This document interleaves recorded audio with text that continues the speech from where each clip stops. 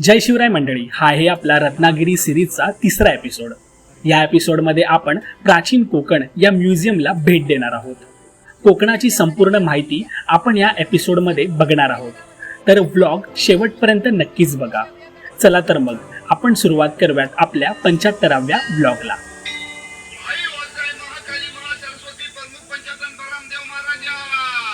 होय महाराजा. बीचवर आपण पोहलो आहोत आणि थोडी मजा केली आहे आणि आता आपण चाललो आहोत म्युझियमला. तर आपण जाऊ तिकडे काय काय ते तुम्हाला सांगूच आम्ही. गणपतीपुळेवरनं फक्त 800 मीटर आहे प्राचीन कोकण. तर आता इथे आपण प्राचीन कोकणच्या इथे पोचलेलो आहोत. आतमध्ये जाऊन बघू काय आणि आहे ते सगळं. तर हा आहे गेट जो तुम्ही बघत असाल. इकडनंच आता आपल्याला आतमध्ये जायचं. चला तर मग.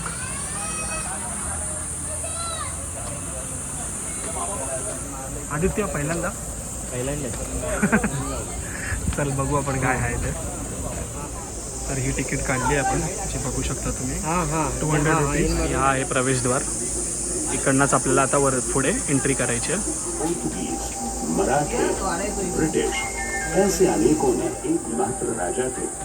कोकणाची पूर्ण माहिती सांगतोय, तुम्ही बघत असाल इथे महाराजांची. Konkan tourism development and research centre ही आमची संस्था आहे आणि या ठिकाणी आम्ही पर्यटनातून रोजगार निर्मिती हा विषय घेऊन येथे काम करतो. आपली संस्कृती ही निसर्गातून फुललेली आहे. पूर्वजांनी विविध वनस्पती आणि प्राणी यांना देवत्व बहाल करून त्यांच्याविषयी कृतज्ञता व्यक्त केली. पूर्वी प्रत्येक गावात राखीव जंगलच, त्याला देवराई असे म्हणत. त्यातील वनस्पती किंवा प्राणी यांची हत्या केल्यास ते पाप समजले जाईल. विविध धार्मिक ग्रंथांचा अभ्यास करून आम्ही इथे एक नक्षत्र बाग तयार केली. प्रत्येकाच्या जन्म नक्षत्रानुसार एक वृक्ष हा आराध्य वृक्ष म्हणून मानला जातो आणि त्याची पूजा अर्चा केल्यास त्या व्यक्तीला धन, सौख्य आणि आरोग्य प्राप्त होते. प्रत्येकाच्या जन्म नक्षत्रानुसार बाहेर आम्ही बोर्ड लावलाय. एक्झिट करताना तो बोर्ड तुम्ही बघू शकता. पिंपळ पार आहे. आपण कोकणी माणसं वड, पिंपळ यांना पवित्र मानतो. तसेच त्यांना दीर्घायुष्याची प्रतीक मानलेली. याला पिंपळ पार या कारणाने म्हणतात कारण त्याच्या भोवती जो दगडी कट्टा बांधलेला आहे याला कोकणी भाषेमध्ये पार असे म्हणतात. हा पार सुमारे 400 वर्षापूर्वी बांधलेला. जेव्हा पार बांधला गेला तेव्हा इथे पिंपळाचे रोप लावण्यात आले. म्हणजेच हा पिंपळ सुद्धा 400 वर्षापूर्वीचा जुना आहे. या शिलालेखावरती लिहिलेली कविता कवी माधव यांनी 100 वर्षापूर्वी लिहिली. चिपळूण येथे झालेल्या पहिल्या कोकण मराठी साहित्य संमेलनामध्ये या कवितेला कोकणाची प्रातिनिधिक कविता म्हणून स्वीकारण्यात आली. या कवितेमध्ये कवीने कोकणच्या निसर्ग सौंदर्याचे सुंदर वर्णन केले. हिरवे तळ कोकण, सह्याद्रीच्या तळी शोभते हिरवे तळ कोकण, राष्ट्रदेवीचे निसर्ग निर्मित केवळ नंदनवन. कवितेमध्ये नंदनवन हा शब्द आला आहे. नंदनवन या शब्दाचा अर्थ आहे स्वर्गातील इंद्राची बाग. ती जितकी सुंदर आहे तितकेच आपले कोकणही सुंदर आहे. गुहेच्या अलीकडे आहे वर्तमान काळ आणि गुहेच्या पलीकडे आहे 500 वर्षापूर्वीचा भूतकाळ. इथून पुढे पाहणार आहोत की 500 वर्षापूर्वीची कोकणी माणसं कशी राहत होती, त्यांची समाज रचना, ग्राम रचना, खाद्य संस्कृती आणि परंपरा कशा होत्या. गुहेतून येताना वाकून या.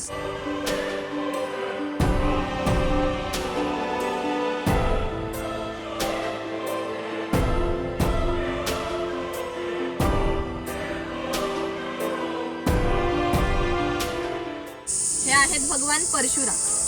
आपल्या पुराणामध्ये असा उल्लेख केलेला की हजारो वर्षापूर्वी भगवान परशुराम होऊन गेले. त्यांनी संपूर्ण पृथ्वी जिंकून घेतली. जिंकून घेतलेली सर्व पृथ्वी त्यांनी दान केली. दान केलेली कोणतीही गोष्ट आपण स्वतःसाठी वापरत नाही, परंतु त्यांना राहण्यासाठी भूमी आवश्यक होती. आपण ज्या ठिकाणी उभे आहोत त्या ठिकाणी हजारो वर्षापूर्वी समुद्र होता. त्याच्याशी त्यांनी युद्ध केले आणि त्याला 40 ते 50 किलोमीटर पाठीमागे ढकलले आणि या सुंदर कोकण प्रदेशाची निर्मिती केली. म्हणून या कोकण प्रदेशाला परशुराम भूमी असे म्हणतात. हे सारे कोकण दऱ्याखोऱ्यांनी वेढलेले. सूर्याची किरणे जमिनीपर्यंत पोहोचू शकत नाहीत इतकी दाट अरण्ये, वाघ, अस्वल, गवेरेडे यासारखी जंगली श्वापदे, 200 ते 250 प्रकारच्या औषधी वनस्पती, शेकडो प्रकारचे मासे, दुर्मिळ कासवे, सुसर, मगर यासारखे प्राणी येथे पाहायला मिळतात. तसेच कोकणामध्ये लाल रंगाचा जांभा नावाचा दगड मिळतो. जांभ्या दगडाचा हा जो पक्का रोड बांधलाय याला पाखाडी असे म्हणतात. ही पाखाडी 400 वर्षापूर्वी बांधलेली. तेव्हा ती गणपतीच्या देवळापर्यंत होती. काळाच्या ओघात नष्ट झाली. आज फक्त ती आपल्या प्राचीन कोकणमध्ये शिल्लक राहिलेली पाहायला मिळते. पूर्वी सामान्यपणे अशा पाखाड्या या ग्रामदेवतेकडे जाण्यासाठी बांधल्या जात असत. आज आपण सुद्धा या पाखाडीने प्राचीन कोकण मधील ग्रामदेवतेकडे जाणार आहोत. पर्वतांमध्ये वनवासी लोक राहत असत. त्यामध्ये भिल्ल आणि कातकरी या 2 जातींचा समावेश आलेला होता. त्यातील कातकरी समाज दाखवल्या. इथे हे कोकमचं झाड आहे. याला जी फळे येतात यापासून कोकम सरबत आणि कोकम आगळ तयार केले जाते. त्याच्या बियांपासून तेल तयार केले जाते. त्याचा उपयोग कैलासजीवन क्रीम मध्ये केला जातो आणि त्याच्या फळाच्या सालीपासून आमसूल तयार केले जाते.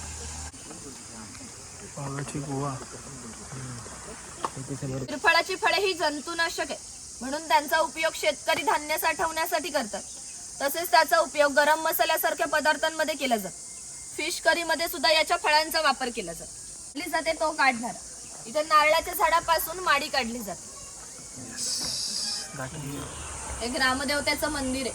पूर्वी धार्मिक संस्था या गाव नियंत्रित करीत असत. गावातील गावकरी येथे एकत्र येत असत. गावात जर 2 व्यक्तींची भांडणे झाली तर संपूर्ण गाव येथे एकत्र येऊन गाव प्रमुख त्यांच्या समोर न्यायदान करीत असत. तसेच गावातील सार्वजनिक कामे जसे की आता पाखाड्या बांधणे, लाकडी साकव बांधणे अशी कामे कोणी कधी आणि कुठे करायची याविषयीचे निर्णय गावकरी येथे बसून घेत असत. आणखी एक महत्वाचे वैशिष्ट्य म्हणजे जगभर अशी प्रथा आहे की प्रत्येक जाती धर्माचे लोक हे आपापल्या देवाकडे जातात आणि देवाचे दर्शन घेतात. आपण कोकणी माणसं सुद्धा वर्षभर देवळात जाऊन देवाचे दर्शन घेतो.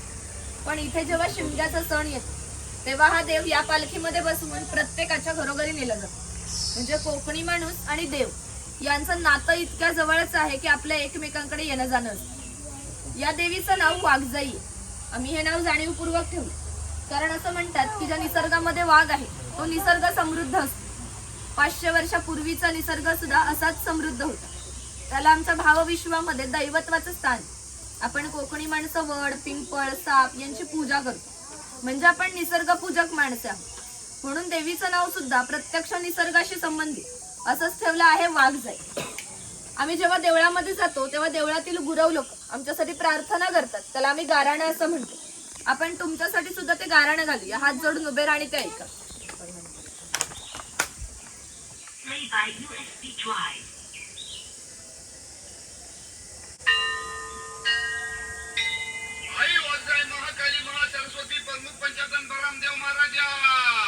होय महाराजा. प्राचीन कोकण बघायला लांब लांब पर्यटक आलेले आहेत.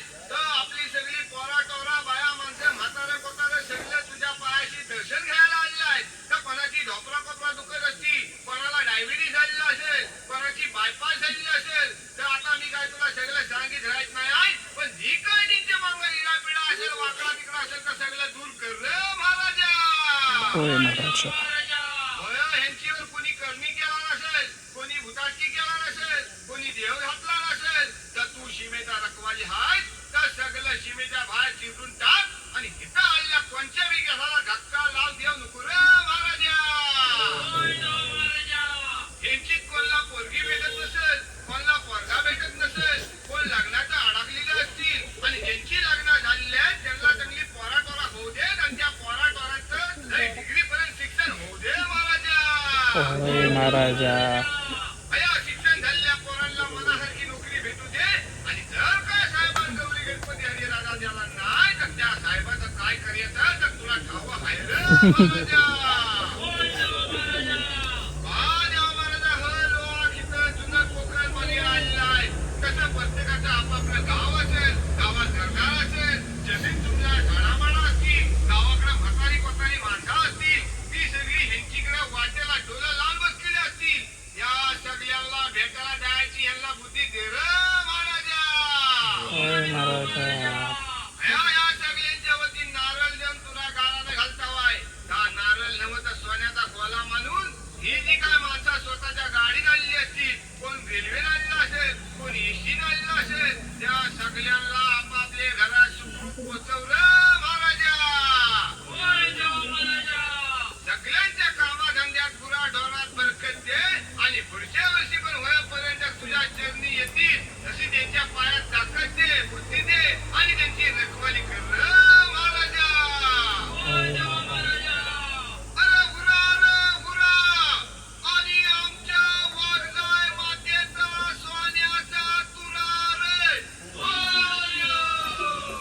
खाली ढोल आहे, मातीचे 2 ताशे आहेत. ताशांचा खालील भाग हा मातीपासून बनवलेला. हे ताशे 110 वर्षापूर्वीचे जुने आहेत. हे वाजवणारे कसबी असतील तर यांचा आवाज 1 ते 2 किलोमीटर पर्यंत जात असतो. पूर्वी याचा वापर हा धार्मिक कार्यात तसेच संदेशवहनासाठी केला जात असतो. यांची अशी श्रद्धा आहे की हा देव त्यांच्यावरती नियंत्रण ठेवतो, म्हणून शिमग्याच्या वेळेला याला गाराणे घातले जाते, तसेच पशुबळी सुद्धा दिले जाते. आणि हे वीरगळ आहे, वीर प्राप्ती लोकांचे प्रतीक चिन्ह मानलं जातं. असतात ना, स्वतःला चापकाने मारून घेतात, ते लोक खेळ करण्यासाठी गावामध्ये येत असतात, ते इथे दाखवले आहे. कोळी समाजाचे लोक समुद्राच्या इतके जवळ राहतात की समुद्राच्या भरतीचे पाणी यांच्या घराला लागून जाते. एवढी छोटी होडी घेऊन हे लोक 8 ते 10 तास खोलवर समुद्रामध्ये मासेमारी करतात. कधी कधी समुद्राच्या उसळणाऱ्या लाटा त्यांच्या होडीपेक्षाही मोठ्या असतात. तरीही हे लोक कुशलतेने होडी बनवतात आणि पहाटेच्या वेळी परत येतात. त्या बलुतेदार पद्धती अस्तित्वात होत्या. म्हणजे नाभिक, सुतार, चर्मकार, कासार हे लोकांच्या घरोघरी जाऊन सेवा पुरवत असत. त्या बदल्यात त्यांना पैसे नव्हे तर केवळ धान्य मिळत असत. म्हणजे एका नाभिकाला एका कुटुंबातील पुरुषाचे घरी जाऊन केस आणि दाढी करण्याचे वर्षभरासाठी 4 पायली म्हणजे आताचे 8 किलो धान्य मिळत असत. आणि एवढ्या अल्प मोबदल्यामध्ये हे लोक समाजाची सेवा करत असतात. नाभिकाविषयी आणखी थोडं मजेशीर वर्णन आमच्या लोकसाहित्यामध्ये आढळतं. असं म्हणतात की गावातील प्रत्येक गोष्ट ही नाभिकाला माहीत असते आणि नाभिकाला माहीत असलेली गोष्ट ही गावभर होते. आता तुम्ही आलात ही गोष्ट ज्या अर्थी आमच्या नाभिकाला समजली त्या अर्थी ती आमच्या संपूर्ण गावाला समजली. आमचं सगळं गाव तुमच्या स्वागतासाठी उत्सुक आहे. प्रथेप्रमाणे आपण आधी खोतांच्या घरी जाऊ आणि मग गावामध्ये फेरफटका मारू. हे खोत आहे. राजाचा गावातील थेट प्रतिनिधी म्हणजे खोत. धार्मिक आणि राजकीय बाबतीत पहिला मान हा खोतांचा असतो. हे खोत गावचे प्रमुख असत. गावात न्यायदान करणे, महसूल गोळा करणे, कायदा आणि सुव्यवस्था सांभाळणे इत्यादी कामे खोतांची असत. खोत लोक हे जमीनदार असत. सर्वसामान्यपणे सुखवस्तू असत. त्यांच्या बसण्याच्या लगबीवरूनच ते किती ऐशोआरामी जीवन जगायचे याची तुम्हाला कल्पना येईल. ही खोतांची बायको आहे. कोकणी स्त्रिया या सुंदरही होत्या आणि शूरही होत्या, परंतु त्यांना स्वातंत्र्य नव्हते. माजगराचा उंबरठा ही त्यांच्यासाठी मर्यादा होती. इथे खोतांची 2 मुले आहेत. ती आपला परंपरागत खेळ सोंगट्या खेळत आहेत. हाच खेळ महाभारतामध्ये धर्मराज आणि दुर्योधन यांच्यामध्ये द्यूत या नावाने खेळला गेला. हस्तिदंती फासे असतात किंवा शंखांच्या कवड्या असतात. त्या टाकून विशिष्ट प्रकारचे दान मागितले जाते आणि त्यानुसार सोंगट्या पुढे मागे सरकवून हा खेळ खेळला जातो. जर खेळणारे कसबी असतील तर हा खेळ 1 ते 2 रात्री सहज रंगत असतो. इतका हा मजेशीर खेळ. घराची रचना पहा. खोत ज्या उंचवट्यावरती बसले आहेत त्याला ओटी असे म्हणतात. गावातील मान्यवर लोक ओटीवरती बसले. ही समोर आहे ती पडवी. सर्वसामान्यांनी पडवीला बसायचे. खोतांच्या उजव्या बाजूला असायचे देवघर, डाव्या बाजूला स्वयंपाकघर, खोतांच्या मागच्या बाजूला माझघर म्हणजेच पूर्वीची बेडरूम. घराचे छप्पर पहा. वरती छोटे छप्पर आहे, मध्ये गॅप आहे, त्याखाली मोठे छप्पर. कोकणामध्ये उष्णता फार असते, त्यामुळे घरातील उष्ण हवा गॅप मधून बाहेर जाते. बाहेरील थंड हवा तिची जागा घेते, त्यामुळे घरातील वातावरण हे नेहमी थंड राहते. घरासमोर अंगण आहे. अंगणामध्ये तुळस आहे. अंगण हे कोकणी घराचं वैशिष्ट्य. तुम्हाला एकही कोकणी घर असं दिसणार नाही ज्या घरापुढे अंगण नाही किंवा तुळस नाही. इथे जुने अडकीत ते दाखवलेत. वेगवेगळ्या डिझाईन्स आहेत, बघू शकता. हा शेतकरी आहे. याचं गवताचं घर आणि याच्या अपुऱ्या कपड्यावर जाऊनच हा आमच्या गावातील एक महत्वाचा उत्पादक घटक होता. तो एकमेव धान्याचं उत्पादन करीत असे आणि गावातील 12 बलुतेदार, राजा, खोत यांना धान्य पुरवण्याचे महत्वाचे काम हा करीत असतो. म्हणजे ग्रामीण अर्थव्यवस्थेचा पायाभूत घटक हा आमचा शेतकरी होता. पूर्वी त्याचं घर जसं असायचं अगदी तसं घर आम्ही ते उभारले. ही समोर जी चूल दिसते हिला पिरसा म्हणतात. ही सतत पेटली ठेवली जायची, कारण पूर्वी लायटर किंवा माचीस नव्हती. शेतकऱ्याच्या बायकोला जेव्हा स्वयंपाक करायचा असेल तेव्हा ती इथले 2-3 निखारे घेऊन स्वयंपाक घरातील चूल पेटवीत असे. हा विस्तव विजला तर घरात 2 गारगोट्या ठेवलेल्या असत. त्या एकमेकावर घासून विस्तव करावा लागत असे. ही खोयनी आहे. तिचा वापर मासे पकडण्यासाठी केला जात असे. हिला वरती वेलीने बांधून पाण्यात ठेवली जाते. हिची अंतर्गत रचना अशी आहे की एकदा आत गेलेला मासा हा पुन्हा बाहेर पडू शकत नाही. तिथे शेणाने सरवलेली टोपली, तिला कोकणी भाषेमध्ये कणगी असे म्हणतात. तिचा वापर धान्य साठवण्यासाठी केला जातो. कोकणातील शेतकरी भात, नाचणी, हरीक, वरी यासारखी धान्य पिकवीत असे. ती कणगीमध्ये ठेवून वरती चिरफळाची फळे पसरवून झाकण ठेवून बाहेरून शेणामातीने लिंपून घेतले जात असे. त्यामुळे आतील धान्य 3 ते 4 वर्ष सहज टिकत असे. अजूनही ठाणे जिल्ह्यातील वनवासी लोक या पद्धतीनेच धान्य साठवतात. ही शेतकऱ्याची बायको आहे, ही शेतकऱ्याची मुलगी आहे. हा पाळणा शेतकऱ्याच्या घरात कायमस्वरूपी टांगून ठेवला, कारण आमच्या शेतकऱ्याच्या घरी दरवर्षी पाळणा हलत असे. प्रत्येक शेतकऱ्याला 8 ते 10 मुले असत. थोडक्यातच पूर्वीच्या काळी एकत्र कुटुंब पद्धती अस्तित्वात होती. हे उचल आहे, याचा वापर कपडे सुकत घालण्यासाठी केला जात असे. आणि इथे कोकणातील गौरी गणपतीचा सण दाखवला.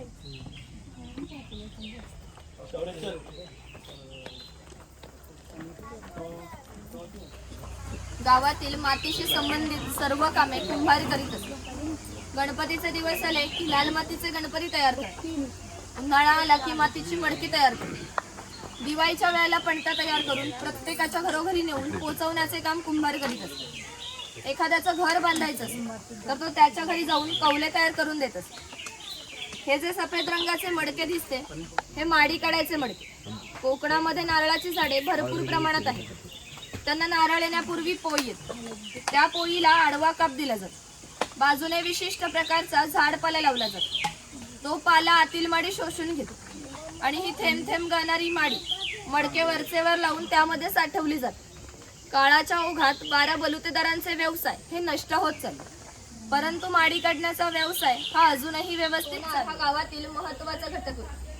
गावातील महिलांना तसेच विविध देवतांना लागणारे दागिने बनवून देण्याचे काम सोनार करीत असते.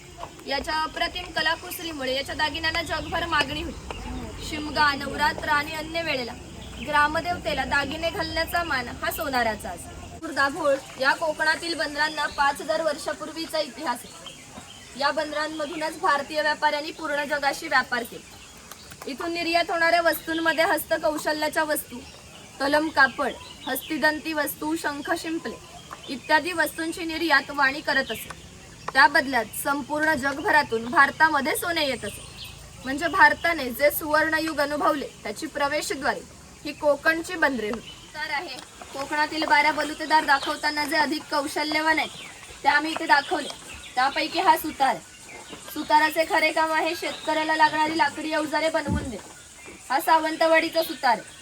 सावंतवाडीतील लोकांचे लाकडावरील कोरीव काम हे जगप्रसिद्ध आहे. त्यांच्या काही हस्तकौशल्याच्या वस्तू तुम्हाला आमच्या हस्तकला विक्री केंद्रामध्ये पाहायला मिळतात. इथे दरवेशी दाखवले अस्वलाचा खेळ करणारा आणि गारुडी दाखवले सापाचा खेळ करणारा. हा लोहार आहे. ज्याप्रमाणे शेतकऱ्याला लागणारी लाकडी अवजारे बनवून देण्याचे काम सुतार करीत असे, त्याचप्रमाणे त्याला लागणारी लोखंडी अवजारे बनवून देण्याचे काम लोहार करीत असे. उदाहरणार्थ कोयती, कुऱ्हाड, नांगराचे फाळ. 500 वर्षापूर्वीची कोकणाची राजकीय परिस्थिती अस्थिर होती. इथले बरेचसे लोक सैन्यामध्ये होते. त्यांना लागणाऱ्या लोखंडी ढाली आणि तलवारी बनवून देण्याचे काम लोहार करीत असत. याचे वैशिष्ट्य म्हणजे अजूनही कोकणात खोत आणि मराठा यांच्याकडे काहीशे वर्षापूर्वीच्या तलवारी आहेत. दर दसऱ्याला त्यांची पूजा केली जाते. शेतकरी आपल्या बागेतील खोबरे स्वतः तेलाकडे घेऊन जात असे. तेली त्याच्या देखत त्याला तेल पाडून देत असे.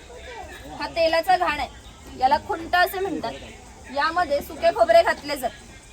हे जे उभे लाकूड दिसते याला लाट म्हणतात. या लाटेला आडवे लाकूड अशा तऱ्हेने बांधले जाते जेणेकरून लाट उभी राहते. इथे जोखडाला बैल बांधला जातो आणि आडव्या लाकडावर दगड ठेवून तेली स्वतः यावर बसते आणि हे सर्व वजन घेऊन बैल गोल फिरवला जातो. त्यामुळे आतील खोबरे रगडून त्याचं तेल निघते. हे तेल भरून काढायचे असेल तर सर्वप्रथम जोखडाचा बैल सोडायचा. जोखड बाजूला केले जाते. आडवे लाकूड बाजूला करून लाट बाजूला केली जाते आणि आतील तेल हाताने भरून काढले जाते. पुन्हा नवीन तेल पाडायचे असेल तर सर्व क्रमवार जोडून नवीन तेल पाडले जाते. म्हणजे पूर्वी तेलाला पसा ते 1.5 पसा तेल काढण्यासाठी 1 ते 1.5 तास मेहनत घ्यावी लागत असते. हा बुरुड आहे. पूर्वी प्रत्येक व्यवसाय हा जातीनिहाय होता. व्यवसाय निवडीचे स्वातंत्र्य नव्हते. म्हणजे प्रत्येकाला आपापल्या जातीचा व्यवसाय करावा लागत असे. बांबूच्या वस्तू बनवून देण्याचे काम बुरुड करीत असे. ही कणगी तयार केलेली ती घरी नेऊन त्यामध्ये धान्य ठेवून बाहेरून शेणामातीने लिंपून घेण्याचे काम शेतकऱ्याचे असे. अशी श्रम विभागणी केलेली होती. हे सूप आहे, ती फुलांची परडी आहे आणि ही रोवळी आहे. रोवळीचा वापर हा धान्य धुण्यासाठी तसेच आजही धार्मिक कार्यात केला जातो. जेव्हा आमच्याकडे शुभकार्य असते तेव्हा घरातील कुमारिका किंवा सौभाग्यवती स्त्रिया रोवळीमध्ये दिवा ठेवून हातात घेऊन उभ्या असतात. शुभकार्य पार पडण्यापूर्वी दिवा विझला तर ते कार्य अशुभ मानले जाते. अजूनही आमच्या चाकरमान्यांचे जर मुंबईला लग्न असेल तर रोवळी गावावरून मुंबईला पाठवली जाते, कारण मुंबईमध्ये सर्व वस्तू मिळतात, रोवळी मिळत नाही. संस्कृती असते. कोणत्याही दोन समाजाची खाद्य संस्कृती समान नसते. म्हणजे आपल्या कोकणी माणसांची ही चविष्ट अशी खाद्य संस्कृती. आम्ही कोकणी माणूस आपल्या जेवणात भात आणि मासे हे मोठ्या प्रमाणात खातो. कोकणात येऊन माशाची आमटी, उकडीचे मोदक आणि भाजणीचे वडे न खाणे म्हणजे कोकण न अनुभवल्यासारखे. पूर्वी घरामध्ये दगड मातीच्या वस्तू असत. इथे हे जे जातनीसारखे दिसते याला घिरट असे म्हणतात. जातनीमध्ये धान्य दळून निघते तर घिरटामध्ये भात घातले जाते. तेव्हा अख्खा तांदूळ बाहेर निघतो आणि कोंडा बाजूला होतो.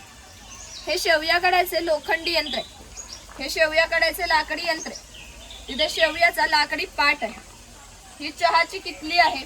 हा टिफिन बॉक्स आहे. वरती पाण्याच्या तांब्याखाली 3 डबे आहेत. बाजूला 2 चमचे आहेत. टिफिन बॉक्स दोन्ही बाजूने लॉक केलेले. हे मोदक पात्र आहे, म्हणजे पूर्वीचा कोकणी कुकर. यामध्ये खाली पाणी घातले जाते. चाळणीवरती केळीचे पान ठेवून यावर मोदक ठेवले जातात आणि झाकण ठेवून मोदक पात्र चुलीवर ठेवले जाते. त्यामुळे आतील मोदक शिजून निघते. हे पुरण यंत्र आहे. यामध्ये शिजवलेली डाळ घातली जाते आणि हे रॉड दोन्ही बाजूने उलट सुलट फिरवले जातात. त्यामुळे आतील डाळ वाटून निघते आणि त्याच्या गोड पुरणपोळ्या बनवल्या जातात. इथे लाकडी चमचे आहेत आणि ही दगडी उखळ आहे. यामध्ये पूर्वी भाताचे पोहे मुसळाच्या सहाय्याने काढले जात असत. आता आपल्याकडे जो भात असतो तो रात्री भिजत घातला जातो.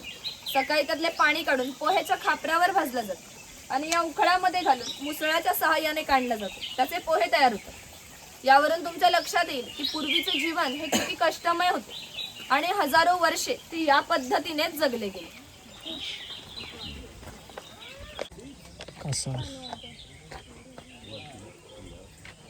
बलुतेदार हे लोकांच्या घरोघरी जाऊन सेवा पुरवत असत. त्याप्रमाणे कासार मुलीच्या घरी आलं.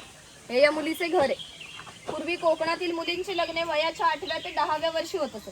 तोपर्यंत कासार मुलीला बांगड्या भरण्याचा कोणताही मोबदला घेत नसत. ज्यावेळी मुलीचं लग्न होईल त्यावेळी मुलीचे वडील कासाराला एक छोटासा सोन्याचा दागिना देत असत. या व्यतिरिक्त कोणताही मोबदला कासाराला मिळत नसत. म्हणजेच हा कासार 8 ते 10 वर्ष मुलीला क्रेडिट देत असत. म्हणजे पूर्वीची समाज रचना ही एकमेकांच्या विश्वासावरती आधारलेली होती. थोडक्यातच 12 बलुतेदार आपले काम कोणत्याही नफ्या तोट्याचा विचार न करता केवळ कर्तव्य म्हणून करत असत. गावात ज्या ठिकाणी उंचावरती 12माही पाणी वाहत असे तिथे धरण बांधून प्रत्येकाच्या घरोघरी पाणी पाटाने नेले जात असे. या पाण्यावर आमच्या नारळी पोकळीच्या बागाने उन्हाळी भातशेती होत असे. उन्हाळी भातशेतीला पाणी भरपूर लागते, तेवढे पाणी प्रत्येक गावात उपलब्ध होते. ग्रामदेवतेनंतर पाणवठा हे एकमेव ठिकाण असे ज्या ठिकाणी संपूर्ण गाव एकत्र येत असते. लहान मुले मासेमारी आणि अंघोळीसाठी येत. गावातील स्त्रिया पाणी भरण्यासाठी किंवा कपडे धुण्यासाठी येत.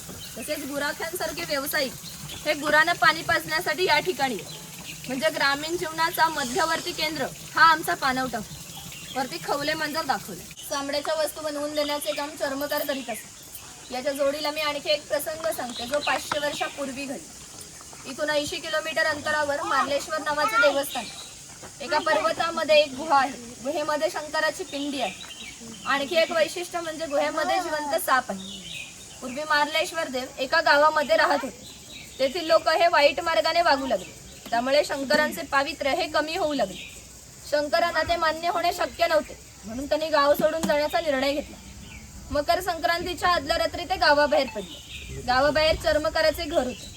चर्मकार गरीब होता, परंतु श्रद्धाळू आणि नीतिवान होता. शंकरांनी कोणत्याही जातीपातीचा विचार न करता चर्मकाराला मशाल दाखवण्यासाठी विनंती केली. चर्मकाराने सुद्धा अतिथी देवोभव समजून मशाल दाखवण्यास सुरुवात केली. आज ज्या ठिकाणी मार्लेश्वर आहे त्या ठिकाणी जाऊन शंकरांनी आपले खरे रूप प्रगट केले आणि चर्मकाराला दर्शन दिले आणि त्याला सांगितले की यापुढे मी याच ठिकाणी राहणार. या गोष्टीला जवळजवळ 500 वर्ष होऊन गेली. परंतु दरवर्षी मकर संक्रांतीच्या आदल्या रात्री शंकरांची त्यांच्या मूळ गावातून पालखी निघते. तिला मशाल दाखवण्याचे काम चर्मकाराचा आजचा वंशच करतो. म्हणजे मार्लेश्वर हे असे देवस्थान आहे जिथे कोणत्याही प्रकारचा जातीभेद मानला जात नाही. तरी मार्लेश्वरची प्रतिकृती आहे आणि इथे शंकराची पिंड आहे. इथे तुम्ही बघत असाल. हा धनगर आहे. धनगर या मराठी शब्दाचा अर्थ आहे ज्याच्याकडे भरपूर धन आहे.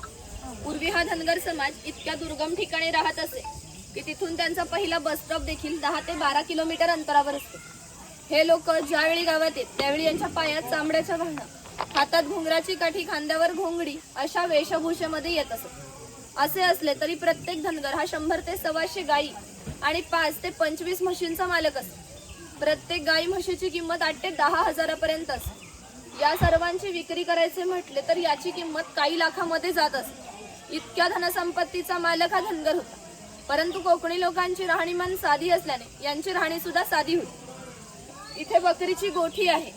जंगली श्वापदांपासून संरक्षण होण्यासाठी ती उंचावरती बांधली. तिच्या आतमध्ये 2 बांबूंच्या मध्ये फट आहे, कारण त्यांनी केलेला मैला त्यातून बाहेर पडत असते. छपराची रचना जरी ओबडधोबड असली तरी पावसाचे पाणी आतमध्ये जाऊ शकत नाही. खैराचे झाड तोडले जाते, त्याच्यातील भागांचे छोटे तुकडे केले जातात. ते तुकडे पहिल्या 4 मडक्यामध्ये पाण्यासोबत उकळवले जातात. जो लाल रंगाचा पाक तयार होतो तो 5व्या मडक्यामध्ये पुन्हा विशिष्ट तापमानामध्ये उकळवला जातो. तो पाक सावलीमध्ये सुकत घालून त्याच्या छोट्या वड्या पाडल्या जातात. कात तयार होण्याच्या प्रक्रियेला 3 ते 4 महिने लागतात. अशा प्रकारची मचाणे खिंडीच्या ठिकाणी फार मोठ्या भूप्रदेशावर लक्ष ठेवण्यासाठी उभारली जातात. त्यावरून 10 ते 12 किलोमीटर पर्यंतचा भूप्रदेश दिसायचा. समोरील कवी केशवसुतांचे मालगुण गाव, गणपतीपुळ्याचा निळा समुद्र आणि पूर्वेकडे निवेंडी गावचे हिरवेगार जंगल दिसायचे. हे बघत असाल तुम्ही दशावतारला जे कॅरेक्टर प्ले करतात तेच आहे ते, आणि हे मुखवटे असे प्रेझेंट केले त्या लोकांनी. मस्त एकदम भारी.